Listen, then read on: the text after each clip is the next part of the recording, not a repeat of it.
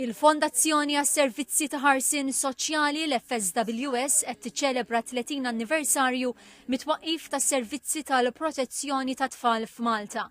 Il-Ministru għall-Politika Soċjali u d-Drittijiet tat-Tfal Michael Falzon irrimarka li fl-aħħar 30 sena sar ħafna progress f'dan il-qasam, iżda qal li dejjem hemm aktar x'isir għax is-soċjetà tibqa' tiżviluppa. Waqt li saħaq fuq l-importanza ta' penali b'saħħithom għal min iwettaq abbuż fuq it-tfal, il-Ministru Falzon saħaq li l-protezzjoni ta' tfal għandha tkun responsabilità ta' kulħadd. Tal-istess fema kienet id-Direttur tas-Servizzi tal-Protezzjoni ta' tfal Antonella Mizzi li ilha involuta f'dan il-qasam 23 sena.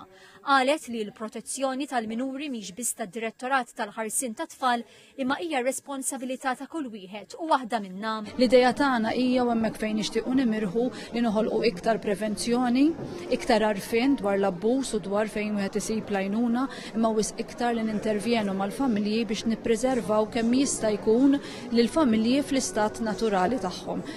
Ħarsa lejn l-aħħar 30 sena is-Sinjura Mizzi rimarkat li l-Helpline 179 ta' vuċi li tfal.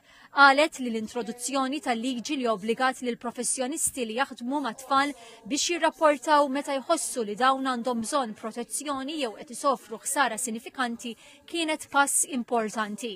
Il-kellim ewlieni fil-konferenza kien Peter McLeod, ex-kap eżekuttiv tas-servizzi tat-tfal fl-Iskozja, għal li Malta għandha sservi ta' mudell soċjali għal pajjiżi l-oħra. I think the significant achievements over 30 years, both through legal change and training as well as resources, is that protection network is truly multi-agency. Il-kap eżekuttiv tal-FSWS Alfred Grishti innota b'sodisfazzjon ir-riforma fil-qorti tal-familja u enfasizza fuq il-bżonn tal-effiċjenza tal-qorti sabiex ma jbatux it-tfal infushom.